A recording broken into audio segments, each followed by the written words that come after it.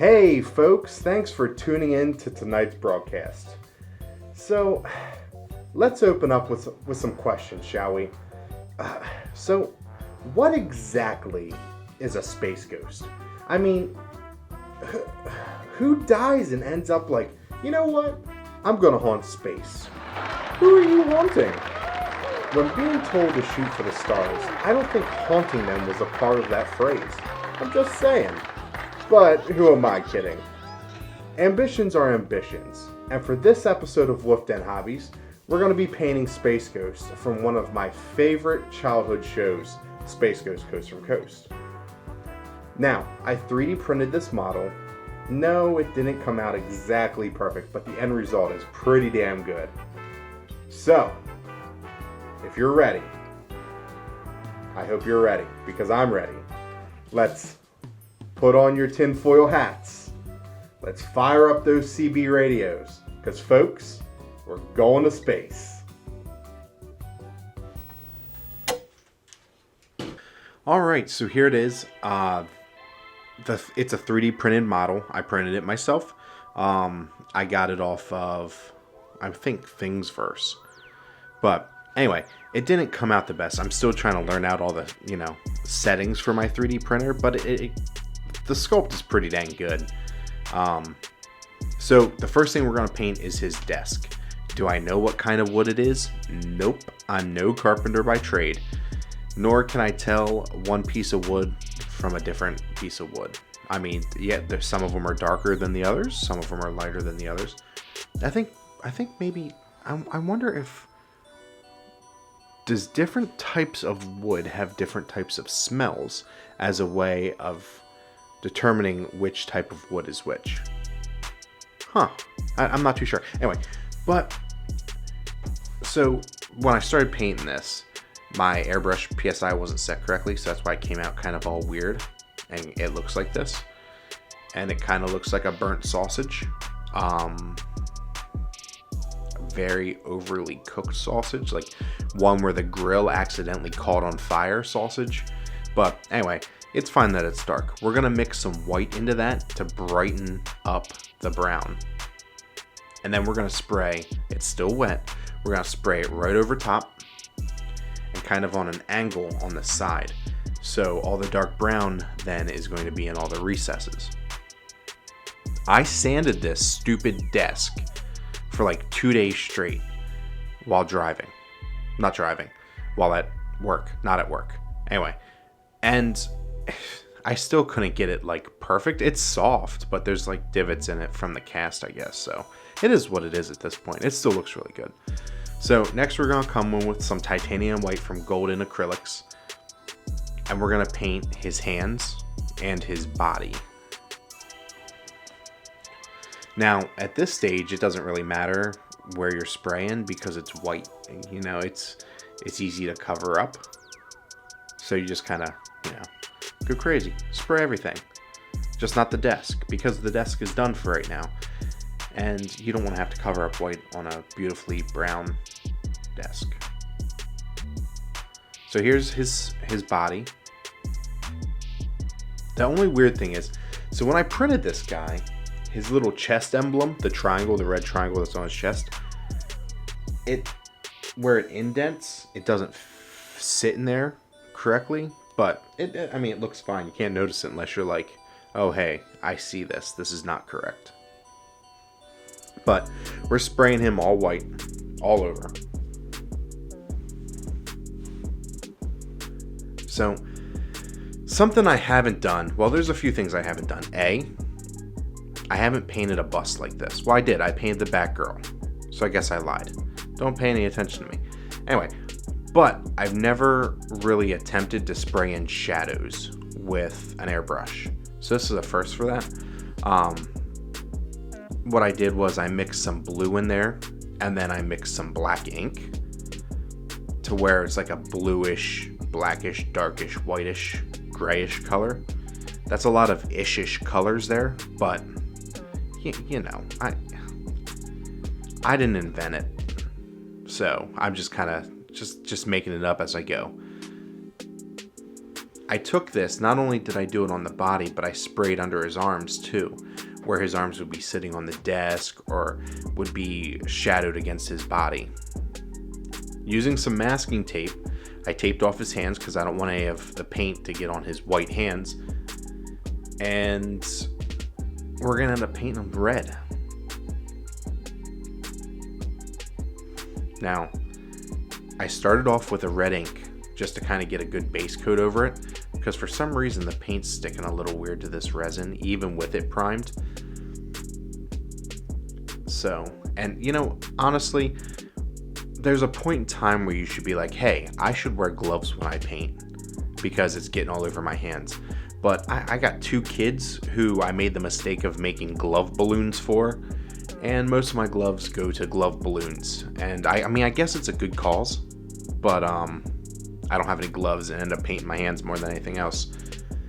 So we're gonna come in with some yellow, and we're gonna paint his buttons and his cape yellow. What I also should really do is put some, like a piece of nice construction paper down in there, because, I mean, no matter what I'm painting in my paint booth, the bottom of my paint booth looks like a piece of art, all on its own. Here we go, cape time. Busting out that Flash Gets Yellow Citadel Air color. And we're just gonna spray all over the cape, spray all over my fingers. Just go crazy, you know. We're just having fun with this. You know, we're not using too much brain power. We're just having fun. That's what it's about. Whoa.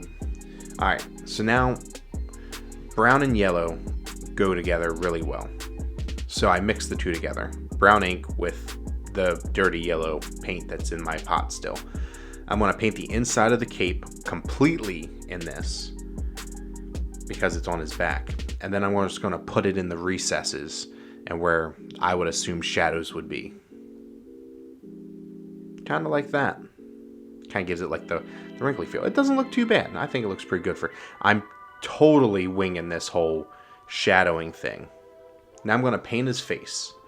We're going to put some contrast Guilliman's Flesh down. Which, honestly, painting faces wise, there's tutorials all over the internet for it, but with Guilliman's Flesh, with certain things, it works really well on tiny models. All you have to do is just, you know, slap it on there with your Gray Seer or Wraithbone, and it works pretty darn good. Alright, so we got Guilliman's Flesh down. So now we're going to come in and we're going to try to brighten it up a little bit. And with this paint, I'm actually watering it down a good bit. So I'm working really wet and really crazy. Wait, can I say that on YouTube? Huh. It's with paint, so I'm sorry in advance. But we're just going over the face, you know? Try to avoid his, he has like 2 little cheek crevices and then his like butt chin. We're avoiding that, and his mouth. Now, honestly, this is just my personal general opinion, but the black that I'm using for his mask, hood mask, balaclava, whatever you want to call it, is from Secret Weapon, and it's one of my favorite blacks of all time. This black is special because it has like a blue tint to it. It's called Tire Black. I'm telling you, it's one of the best blacks on the market. Now, I did water this down a super lot just to kind of get it going crazy. So it took me a few coats to build up the black on this, but it was worth it. So instead of having like a dark, regular matte black, I have like this black with a bit of a blue hint to it. I'm telling you, it's the best color out there, black color wise. And then they have rubber highlight to go with it, to like highlight it, and it's phenomenal. But with that's pretty much everything. I mean, we're gonna put a little bit of shading in, but that's about it. I painted the triangle thing on his chest red. I painted his belt black and the little button, well, the buckler or whatever. Painted that red. We got his eyes in. So he's coming together actually pretty well. Now we're just going to put a little bit of a wash over his face. Just kind of get some more into the crevices. Give him a 5 o'clock shadow kind of thing going on. You know, because once he's put together, you're going to see he's kind of in like distress. Like, oh God. Like if you hate Mondays, or what the stereotypical Monday is, this is kind of how this Space Ghost presentation is. Now I got a piece of wood. I carved the back of it. You'll see in a little bit why. But this is him all done. He's done, you know? He's just like, oh, why me? You know? That's me every day when I have to get up for work. Like, man, do I really have to go? That's me. So there it is. He's done. He's 100% finished. I took a picture of his set and I laminated it and glued it in the back to kind of give it like he's on set. So I think it came out really well. I also tried to freehand his little ghost emblem, and I think it came out pretty good too. So that pretty much wraps up the video. Guess I'll see you back at the hobby desk.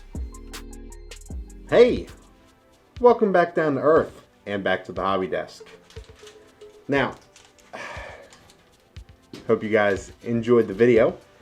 It was a lot of fun painting this, and it's a lot of fun having your own 3D printer. Owning a 3D printer allows you to, which I know I've said before, but it opens so many doors to being able to paint so many different things. And painting something like this was a lot of fun. I mean, the sanding and prep part wasn't as much fun as I would have hoped it to be, but it's still fun.